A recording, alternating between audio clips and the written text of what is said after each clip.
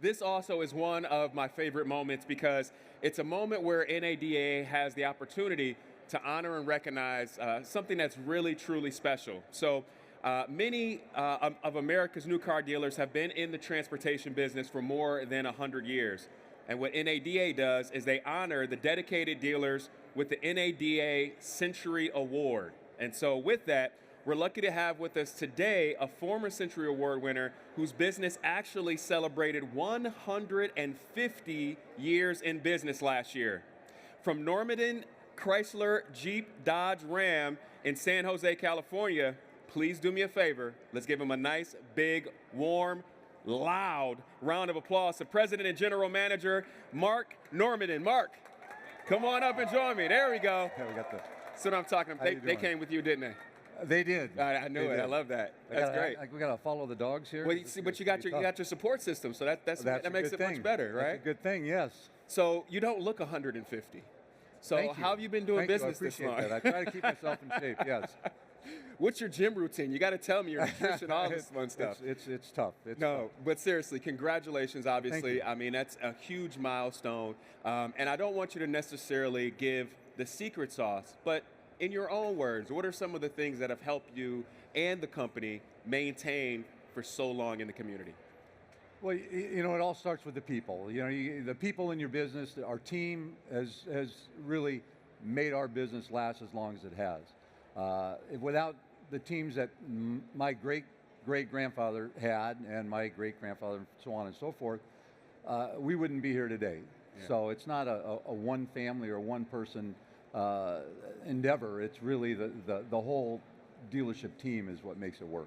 I love that. So I'm going to ask you another personal question. So if you could go back, okay, right, 5-year-old, well, let's say 10-year-old you, is this what you picture you would be doing in that 10-year-old? You know, when they said, what do you want to be when you grow up? You know, we all have our aspirations of what we want to do in life. And you know, I was pulling weeds and painting bathroom walls and washing cars and doing everything else when I was a teenager at the dealership, like I think a lot of us have done, who've succeeded and stayed in the business.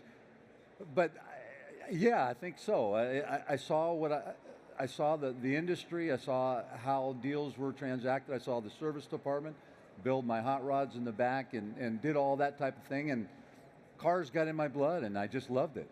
It just became a passion. Yeah, it's something about it. I tell you, it's one of those things where it's an intangible that you can't explain. It's so funny. Like my father actually had an old Corvette '79 Stingray, okay, and I kid you not, I can still remember what the inside of the car, like the interior, the leather, like what that smelled like. Just so helping him have work you gone around out it. and found a '79 Corvette? No, to buy for yourself? I have not. That might be on your list. Yeah, you might have put that in the list. Yes, absolutely. But so I say that to say, like, I definitely understand, you know, what you mean. What are some of the things, and maybe I know obviously it's been a long, you know, time, but what are some highlights or maybe some key memories that stick out to you during this whole journey? Well, you know, you get through college, and you know, got out of college. I wasn't really into school that much, but I really wanted to get into the work world. And getting in there and building the team, being mentored by my father, and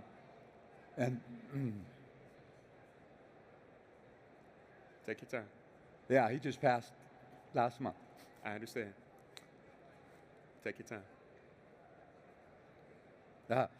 But being mentored by my father and getting in there and building a team, getting married and having, you know, biggest highlight of course is your kids, and their interest in the business and having them come into the business and being in the business, but building the team and seeing, you know, I have second and third generation employees. Yeah. You know, I'm fifth generation dealer, but I have second and third generation employees. I have a whole family working for me, mother, father, and both kids, all working for me. So seeing that and seeing that develop and seeing them succeed, not only in the business but in life, and see that our business is contributing to that is probably the biggest reward I've had. Absolutely, yeah, and I, it's amazing, right? Because we never especially while we're living it, we never understand the impact that we're having. And I definitely recognize you honoring your dad. I lost my dad January of last year, so I understand. Yeah. But that's why I bring up and speak about those memories, because Yeah. those are things that, while he's doing it, he may never know the impact. And I think the Right. same is true that even yourself, while you're doing it and while you're living life, you never know the impact, but just showing up, and I can see the passion, I can see the fact that you lead people first, right? Because when I asked Right. you what the secret sauce was, the first thing you said was, it's the people, It's the right? people. Which is, and Surely not me. Yeah. It's definitely the people that surround me. yeah, and recognizing that is, I think, what has helped make you a great leader. So, it's a combination of both, remembering how you got here, but also who's helping you get there, Right. right? And like you said, being present. Yes. Being there day in, day out, making sure that they know, and we all know that we're working together for the same goal. Yeah, it's a team effort, and that's It the is. thing. And like, once you can bring people into the fold and say, hey, this is not just, you're not just, employee number this. No, I know Right. you, I know your children, I know your spouse, I know, and that's what makes it a great environment. Yeah. For some dealers that are out there that maybe Mm-hmm. haven't made it to that century mark, but they're really trying hard, is there any advice or any information or maybe golden nuggets that you would share with them that you've learned? Well, the whole succession planning is not easy, and it's very unusual from it to go. Read some studies and gone to a few seminars about it, but going from the first generation to second generation, you lose a lot. Yeah. A lot never make it to the second generation, and then from the second to the third generation, it just like drops off a cliff. Okay. But it's funny, I was talking to somebody just yesterday about it, is after the third generation, it starts to increase because they've made it that far. Yeah. But the only advice I could say is you have to have the passion. You might hope or think that your kids have the passion or your successors have the passion, but if they don't, it's much better, in my opinion, that they do what they're passionate about. If you're lucky and they do have that passion and they do want to get into the business, it's a great, you couldn't ask for anything nicer to be working with your kids. But we've just been very, very lucky that we have had people in our family that have had that passion, and that passion has been handed down through the years, and it still lives in me, and I think it still lives in my son. My son Scott's here. How you doing, Scott? Good. I love it. So I think it's just that, having that, the skill set is very important. NADA Academy can help in that. Yes. I think you've talked about that up here with a few people, Absolutely. Cameron and other people. But having the skill set is very important, but having the passion to do it, because this is not an easy job. Yeah. I mean, this is a 24/7, 7 days a week. You never leave it at work. You always bring it home. So it's something that you need to really love and enjoy. And if you don't do that, don't try to make your kids live that life, because it's not good for them and it's not good for the business. But if they are, like I have been very lucky, and I think my dad and his dad have been lucky to have somebody that has been passionate, that can continue it going and pass it down. Like I said, a few other people were talking earlier, it's I've only got it for a short period of time. Right. I'm kicking the can down the road, but this is my watch, and I got to make sure that our business survives and all my employees thrive. But it's just mine for a short time. Yeah. This is my watch. And then it's got to build from that, and somebody else, like they did this morning, passing the torch, we need to pass the torch on to the next generation. And I think they're very well equipped, probably a lot better equipped than I am or I was to take that torch and run with it. I love that. I love that analogy of passing the torch. So indulge me for a moment, because I want to do Sure. this. Let's talk about the start and then how the baton ended up in your hands. So what I love to do is honor those 5 generations. So let's Oh, start wow. first and then come up Say to the let's history. say their names. How much say time their we have? names and let's go in the Oh, order my so that gosh. we can see how you ended up with the baton. So who was first? Amos Norman was first. He was my great-great-grandfather. Okay. He was a blacksmith, because 150 years ago, they didn't have automobiles. Right. It was horse and buggy days. So he was a blacksmith, moved down from Canada. We settled in California in Santa Clara County, and he started the business in 1875. Okay. He passed it on to Lewis. Let's see if I've got this right. Amos to Lewis, and Lewis blew it up. Did a very good job. He created the Better Business Bureau in San Jose. Okay. He was a director of the Chamber of Commerce at the time. So we were a big deal back then.